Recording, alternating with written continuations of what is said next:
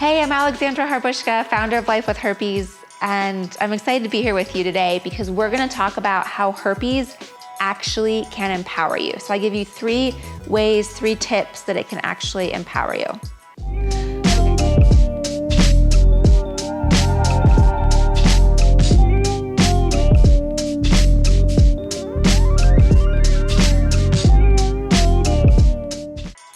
Okay, I know you're thinking empower. You're using empower and herpes in the same sentence. This is not the same, like, where are you with this, Alexandra?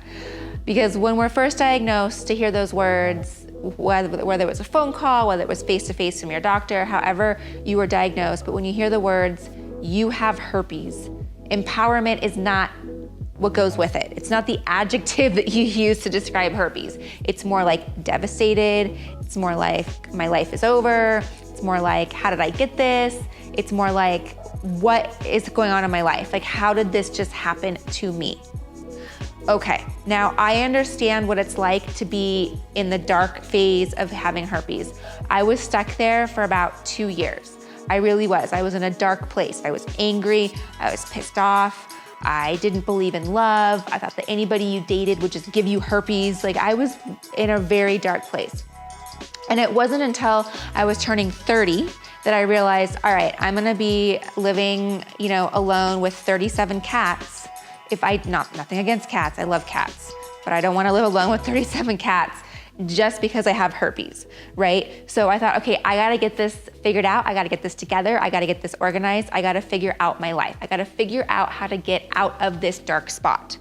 Again, it did take me 2 years. I'm hoping that with these videos, with our Life with Herpes community, all of that this won't take you 2 years. It'll shorten the time and you can educate yourself, you can empower yourself, and you can get yourself out of that, I like to call it an Eeyore spot. Like Eeyore with a little cloud over you. Like, get out of Eeyore. No Eeyores. Let's get out. All right, so here's 3 ways that herpes can empower you. So number 1, you get to learn about your body. And one of the things that I really liked about this, I'll go back, I was 28 years old when I was diagnosed. I always considered myself a healthy person, but once I was diagnosed, I realized I could not burn the candle from both ends, meaning, I had to take care of myself. I had to get proper sleep, proper nutrition. I couldn't work a 9-hour day and then go out with friends to happy hour and then go get a burrito at 11 o'clock at night or nachos or whatever. Like, that really does wear on your body. So I learned I had to take care of myself so that I didn't get outbreaks. If you learn your body and learn what triggers outbreaks, then you can learn to prevent them. I'm not saying you can't go out and have fun and get takeout at 2 a.m. because you went out with your friends. That's not what I'm saying. But you just learn how you have to take care of your body, because if you are burning the candle from both ends, then you are gonna get an outbreak. It's your immune system shot, and it's your body's way of telling you, hey, slow down. I can't keep up with you right now. And that is good news. I really think that it's empowering to know, okay, this is my edge, this is my limit, this is what I can and cannot do. So as you go through this, you'll learn, hey, this is a trigger for me. Maybe it's not burritos at 2 a.m. Maybe it's some other lifestyle activity. Maybe it's alcohol. Maybe it's too much caffeine. Maybe it's junk food. Maybe it's toxic people in your life. I don't know what it is for you, but you'll get to learn what it is for you. All right, number 2, you get to stand up for yourself. Now, this is a really big thing, and it may take you a while to get there. And I completely understand if you don't want to stand up for yourself in a situation and be like, hey, that joke is really hurtful because I have herpes. If someone in your office is making a herpes joke, or a group email goes around throughout the entire office, that happens, I know. But so I can totally understand if you don't want to hit reply all. That was really offensive because I have herpes. Totally get it. But there's other ways in your life, maybe not herpes, but you can start to stand up for yourself and be like, this is really bothering me because. So you learn to gain your self-confidence and gain your self-pride, and just learn to say hey, I'm not gonna take this anymore. Maybe it is herpes related, but maybe it's not. again, this took me a while to figure out, and I've continued to work on it after being diagnosed with herpes. I learned before I didn't necessarily stand up for myself. I was more of like, yeah, okay, whatever, like, that's okay. But now, after having herpes, I'm like, no, this is appropriate or this is not appropriate. Whether it's jokes, whether it's conversations, whether it's the way you're being treated. Because what happens a lot of times when we get herpes, we go back into that like, oh, well, it's okay, I'm not really deserving of whatever it is, insert whatever it is you want, because I have herpes. So start empowering yourself to stand up for yourself. Back to the herpes jokes, hey, we are all guilty of making a joke that is inappropriate, whether it's racially inappropriate, whether it's sexually inappropriate, whether it's religiously inappropriate, whatever. We've all made them, we're all guilty of them. So just look at it, let it roll off like, water off a duck's back when you hear them. Try not to get so fired up about it. But now in yourself, think twice about, telling a joke or something like that. That's just all I'm asking for you. Stand up for yourself. Okay, number 3 is one of my favorites. You get to choose who you date. And I know you're going like, Alexandra, what are you talking about? I have herpes. Nobody's gonna date me. Nobody's gonna like me. My husband calls it the dating funnel, which is another story, but he calls it a funnel. So like my whole funnel or pool of people or whoever I'm dating has now just diminished because they're not gonna like me because I have herpes. Well, yeah, that is true. There will be people that do not want to date you because you have herpes. Absolutely. I'm not gonna sugarcoat that for you. It's true.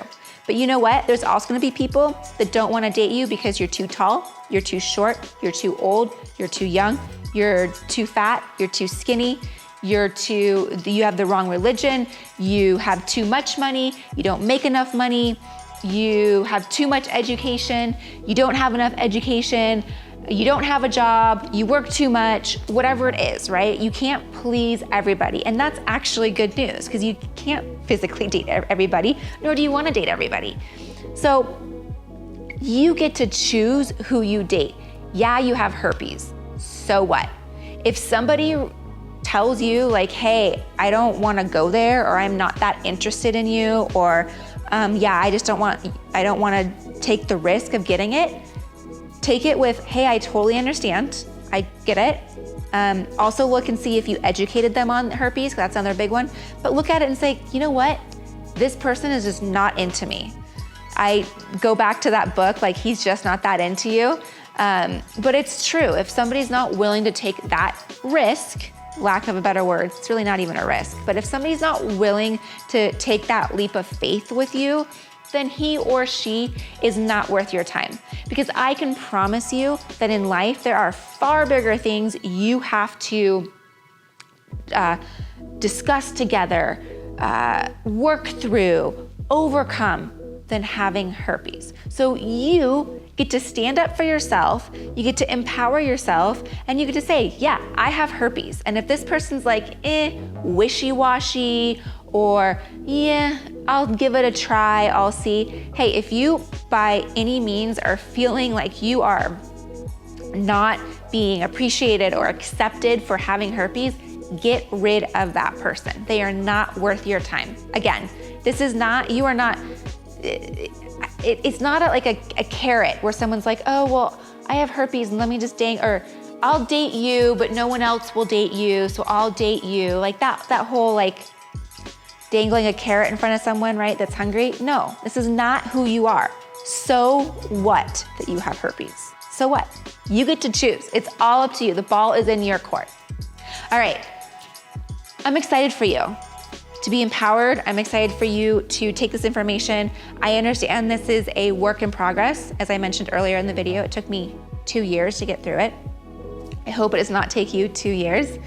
That's why I created Life with Herpes. That's why I created our community. These are things we talk about weekly in our Monday video calls, weekly in the group. I mean, empowerment is huge. So getting through not only breaking that stigma, but empowering yourself to be the best version of you with herpes is awesome. So I would love to invite you to join if you've not joined or if you haven't heard of it. head on over to lifewithherpes.com. It says join right there on the homepage. Can't miss it. Join, and I'd love to see you in the community, and see you soon. All right, talk to you later. Bye. All right, I just got done recording with Jenna Roberts.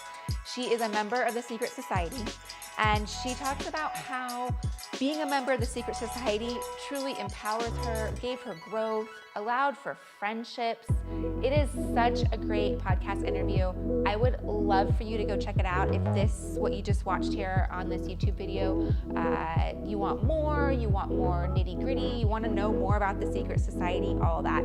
I mean, she talks about how we get stuck in this like, why me phase, and how, you know, we take forever to get over the healing of learning and just this journey and being alone. Anyways, I can go on and on and on, but why don't you just go check it out yourself? I have it linked for you here, and go check it out. It's such a great episode.